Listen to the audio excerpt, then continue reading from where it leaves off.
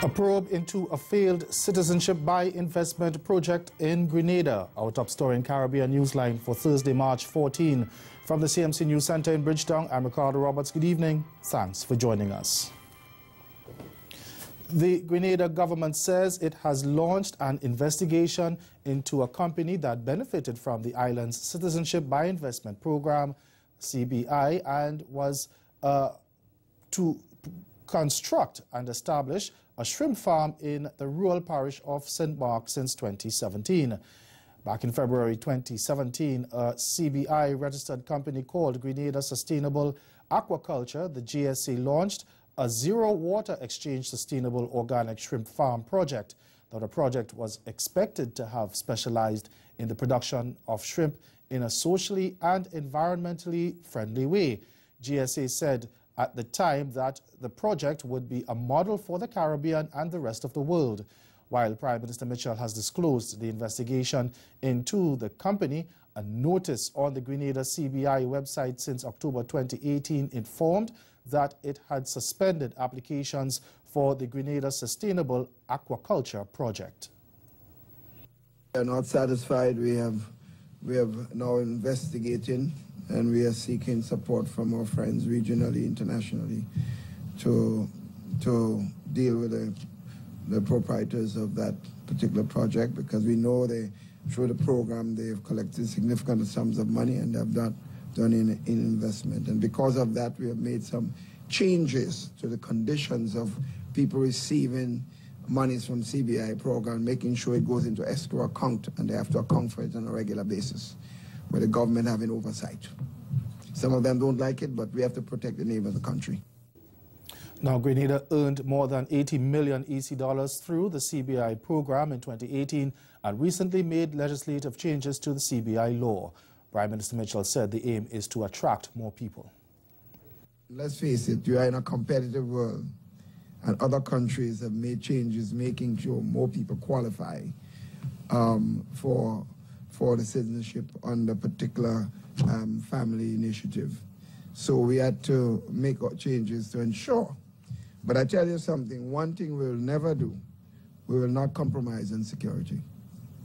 If we have to lose a lot of business because we are keeping our security checks intact. Grenada has been lauded as one of the best countries in terms of the security checks that we do.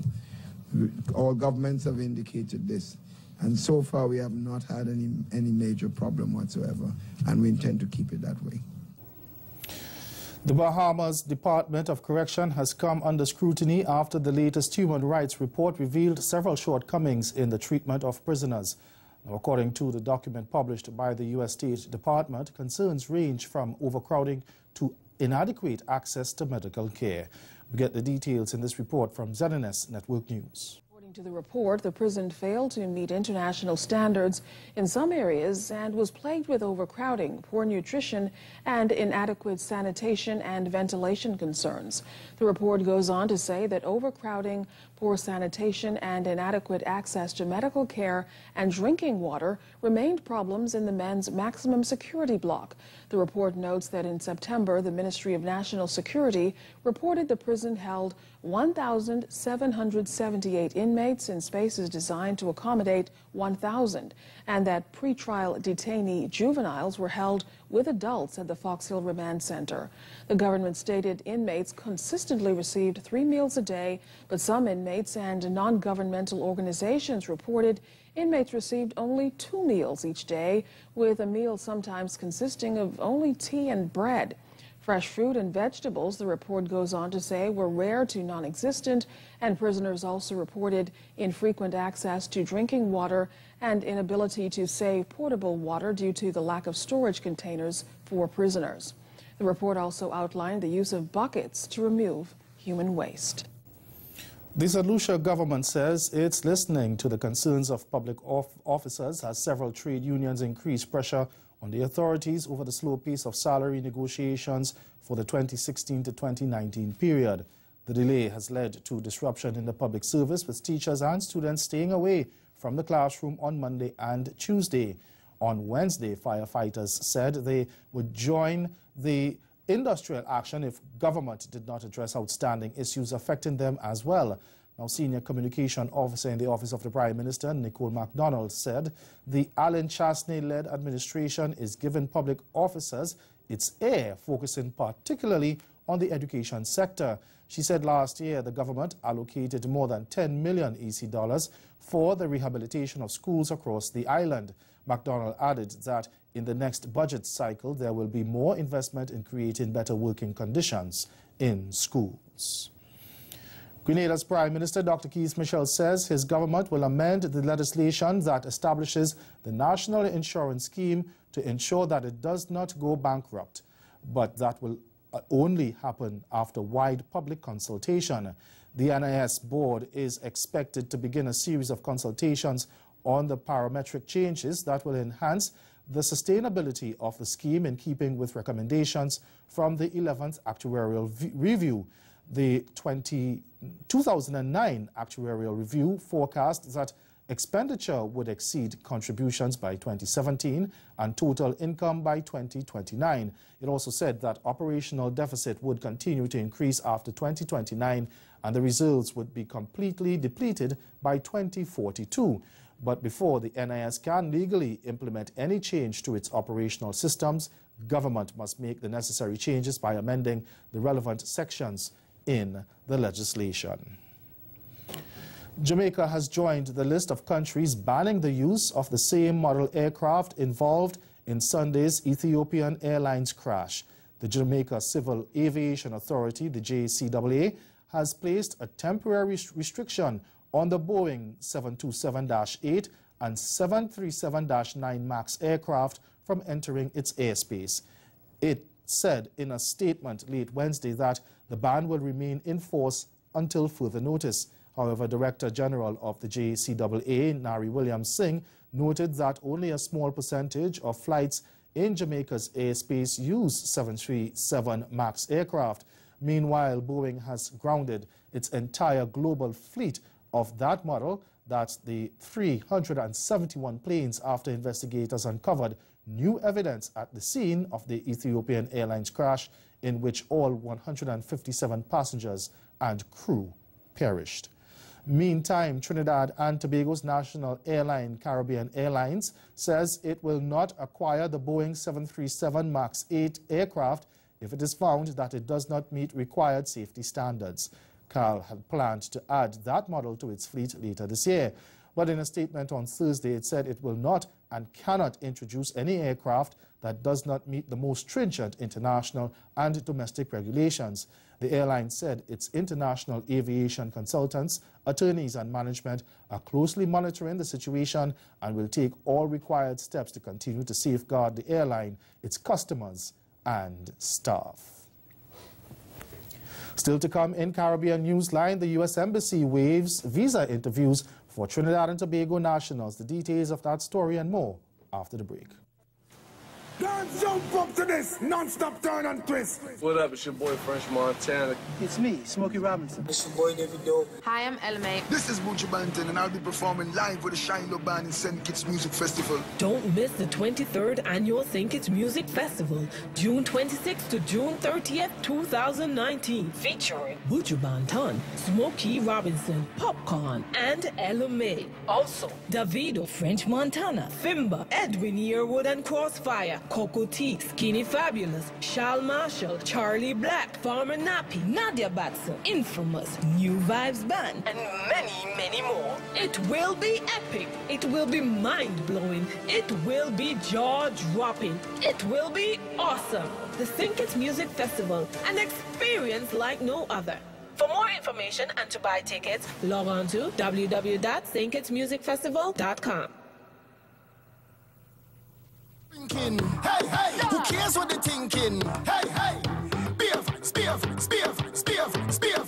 Everybody singing. Oh, we don't have no behavior. Total disorder. Don't cross the border. The amount of bottles we pop. Still the backyard bus. The whole team link up. Now everything sync up. Right now we're higher than a treetop. We're gonna shell it like we never did before. And it's party, we party. Lord Nelson, fondly known as Nello, has been honored on numerous occasions. He received the nation's highest accolade, the Hummingbird Medal Gold for Soca and the Keys to the City, among other awards. But he says there's no greater feeling than being recognized in the place of his birth, Tobago. He was awarded by Chief Secretary Kelvin Charles at the Tobago Loves Soca weekend for his significant contributions to the art form.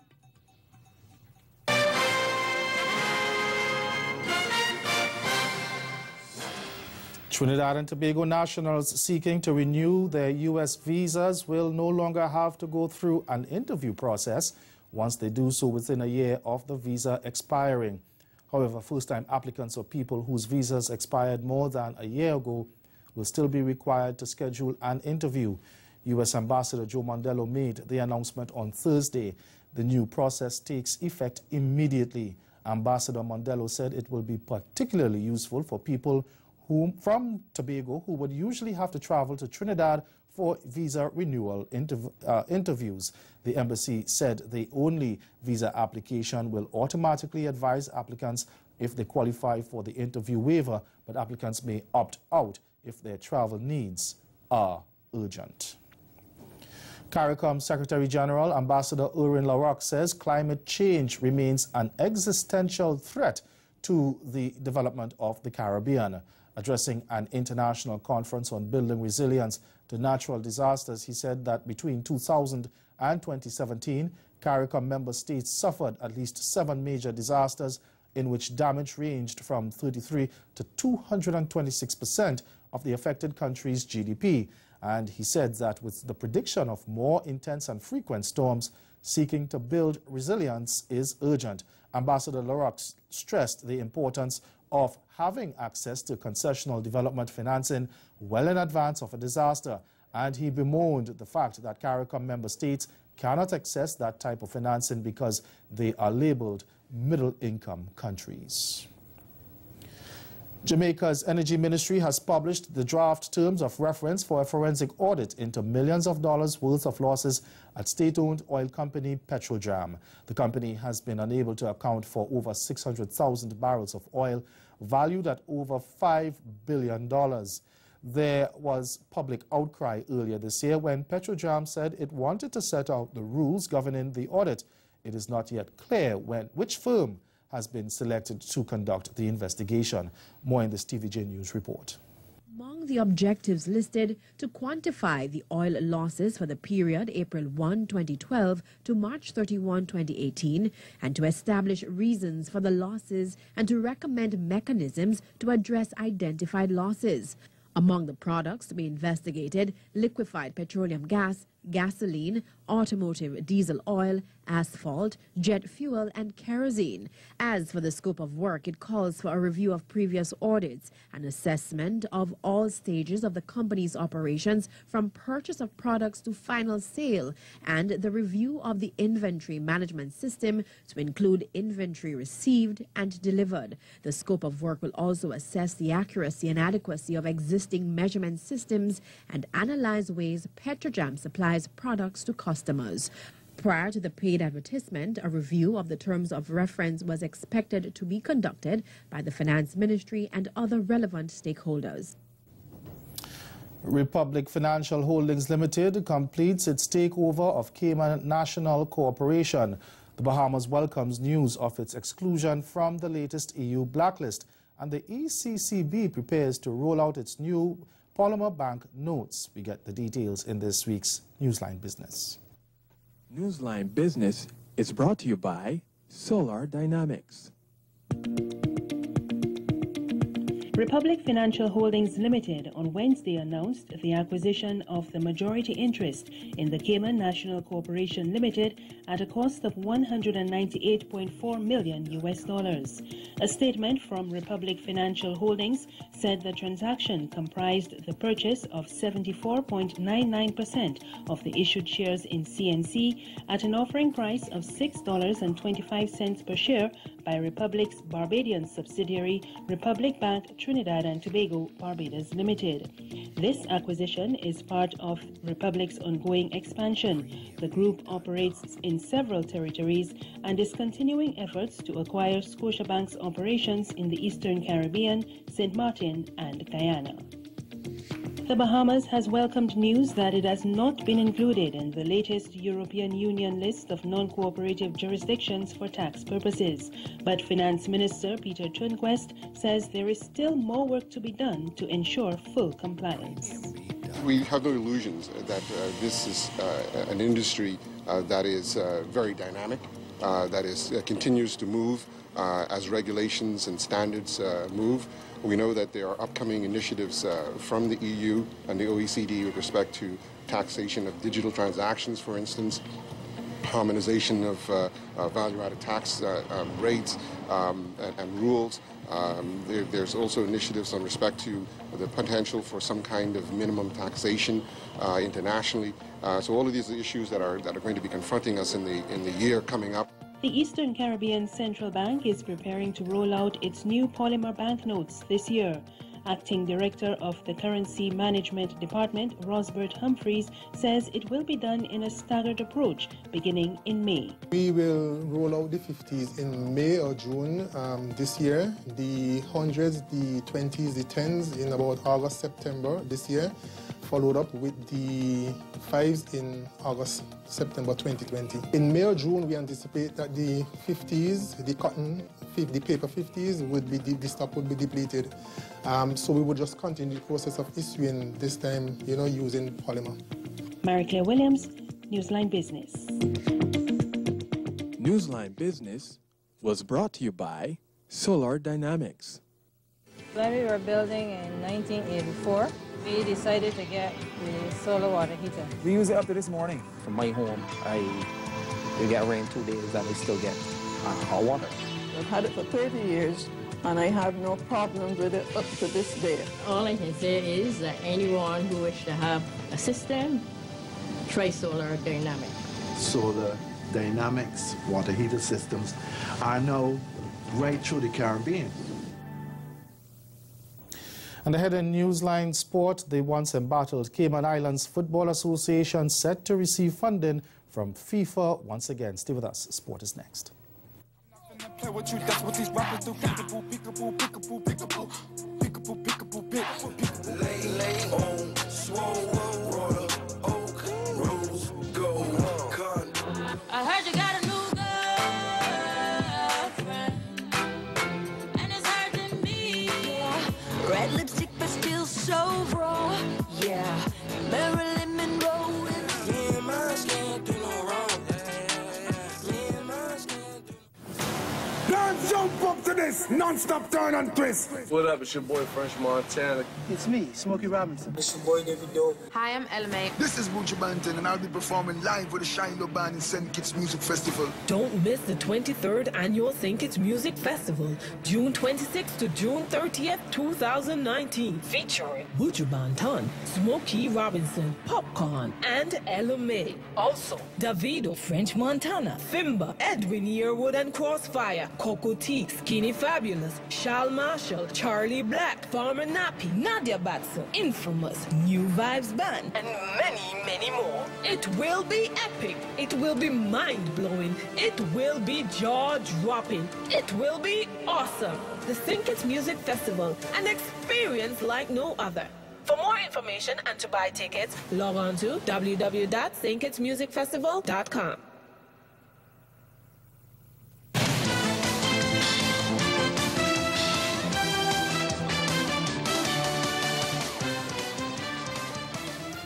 Cayman Islands football boss Alfredo Whitaker is ready to put his ambitious plans for the development of football in the territory into action. This as the once beleaguered Cayman Islands Football Association, CIFA, is set to once again receive funding from football's world governing body, FIFA. Back in 2015, FIFA and hemispheric body CONCACAF pulled funding following the arrest of CIFA's former boss, Jeffrey Webb, and former CIFA General Secretary Kostas Takas amid a global football corruption scandal. but the current FIFA boss says the organization has crossed its final hurdle and the door is now wide open for it to get funding once again. This year is less talking and more action. After taking the helm back in November 2017, Cayman Islands Football Association President Alfredo Whitaker says CIFA is on the doorstep of receiving funding from FIFA once again. He was missing a few committees that was demanded by FIFA. Now we have our ethics committee, we have our compliance committee, we have our finance committee that is key for us. We have women's committee that will be announced shortly, and also the youth committee. But when will FIFA see actual money to invest in football? Whitaker says it's only a matter of time. I could tell you without hesitation that is right around the corner. We had complete all of the requirements that was missing. We had a couple of visits recently from FIFA, and I was quite impressed with what have been done and what we have in place. So that should be done shortly. Based on the FIFA Forward program, FIFA qualifies for $6 million over a 4-year period, and Whitaker wants to put the new funding to good use. We could turn around the head office. We could build another field. We could put lights at FIFA. We could assist the clubs even more for them to become more successful. But the key of it is development. With one area of concern at the top of his list. The women's, that is one of my biggest goals. Get the women's back active, to get more females out, to get more young females out, to get little girls out. So that's a big project that we have, and the structure is already done, so it's time to implement it now. Meanwhile, CONCACAF President Victor Montagliani has given the CIFA boss thumbs up for putting the organization back on track since the 2015 scandal. He gave that endorsement during a recent visit to the Cayman Islands. Came in with a massive challenge, like a lot of us have in football since 2015. But I think, you know, my hat's off to Alfredo. Listen, for those of us that know Alfredo, for a lot of people who in Cayman know Alfredo, he's got the heart of a lion. He loves football. He loves the youth. And that comes out in his leadership. And, you know, he's done a tremendous job with him and his team of putting Cayman football back on track. And now I think they're in a position where over the next few years they can, you know, they could see a North Star. In terms of development, in terms of competition, in terms of good governance. And so, you know, he's got not only the support of CONCACAF, but he's got the support of me as a president of CONCACAF in terms of the work he's done and the work he's going to continue to do. Well, action continues for Cayman Islands in the League of Nations on March 23rd when they face an upbeat Montserrat in the final qualifying round. Both teams are still in search of a victory, and Montagliani believes the clash will be equally important to each team. I think you should be buoyed by the results of Cayman because I think they've actually competed. Even you know, they went to Jamaica. They were only down 2-0 in the late in the match. Some of that has to do with probably fitness. And so I think you need to be buoyed by the results. I think the Nations League also shows you exactly where you are, which is good because now you know where you got to go. And I think next week is a massive game for both of them. Obviously, Montserrat still has the opportunity to go to the Gold Cup, which it will be an incredible story. But obviously, Cayman wants to play spoiler, but also get off to good foot because I think this game sets you up also for the League of Nations that starts in September. To news of cricket now, experienced Guyanese all-rounder Sherfane Rutherford has been called up by Delhi Capitals to play in the Indian Premier League, which bowls off on March 23rd. Newsroom Guyana's Avinash Ramzan has the details. Left-hander who also bowls right-arm fast medium was snapped up by the Delhi Capitals for a whopping $280,000 at the auction in December. Rutherford rose to prominence in the Global T20 Canada in 2018, blasting 134 not out of 66 balls in a must-win game for West Indies B against eventual champions Vancouver Knights. He also ransacked 45 not out of 13 balls, inclusive of 6 sixes for Guyana Amazon Warriors against Trinbago Knight Riders in the Hero CPL at Providence in September. In an exclusive interview with Newsroom on Wednesday, Rutherford spoke of his expectations of spending 2 months in India. First of all, thank God for the opportunity, and I'm very excited to go there. You know, it's always in my dream to go IPL, and the opportunity is here, so just want to go and take it with both hands when the opportunity presents itself. It will be a great learning experience for me. There's a lot of things for me to go there and learn, especially for my game and even in other tournaments I go. So I just want to go there with an open mind, willing to ask questions, and in every opportunity I have, I want to make an impact. Rutherford did not have the best regional 4-day season, scoring just 132 runs and picking up 10 wickets in 7 games, but he's putting that disappointment behind as he switches focus to a format that has brought him global acclaim. Well, I'm still very confident in going to India and do my best. You know, there's a big difference between the red ball and the white ball, so I'm not that low in confidence. It's just for me to just go and stay positive, and the rest will follow. The Guyanese all-rounder highlighted what he needs to do to ensure he reaps the rewards during the 2-month tournament. There's a lot of spinners in IPL, so it's good when you can master the spin, and then the pace, it wouldn't be that difficult because of the kind of wickets in India, but most times it's a spinner, so it's just for adapt very fast. Rutherford also secured a contract with cricket equipment brand SS, and he would be using their products during the league. Well, I'm very excited for SS. I love the gears. They are very nice gears, and can't wait to go into IPL and use them and do my absolute best. And that's the sports. Stay with us. We'll be right back.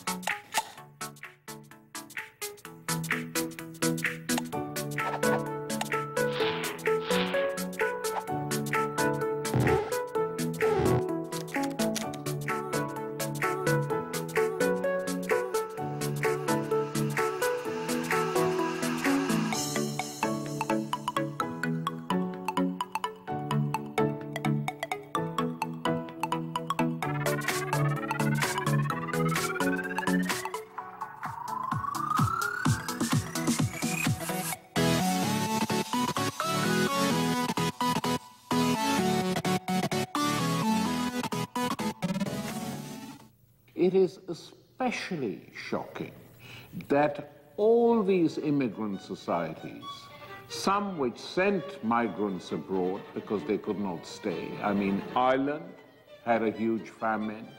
Conditions in Italy, especially southern Italy, but not only southern Italy, were completely appalling economically. That is why people jumped on ships and went just to earn some money.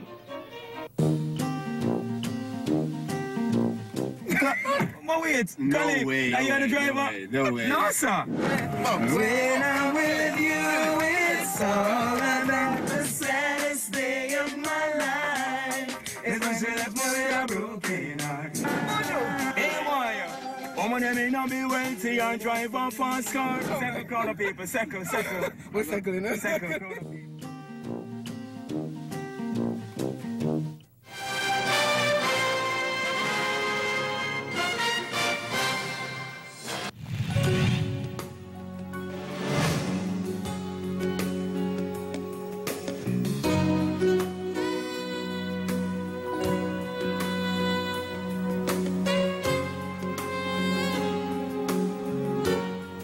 Again, the major developments of this day: the Grenada government launches a probe into the company that benefited from the Citizenship by Investment program, but has not come through with its plans. And in sport, the once embattled Cayman Islands Football Association set to receive funding from FIFA again. That's Caribbean Newsline. For news and sports round the clock, subscribe to CarnaNews.com. For more of our programming, log on to caribvision.tv and check out our YouTube channel. We'll be back here again tomorrow, but from all of us at CMC News, thank you for watching. Have yourselves a good night.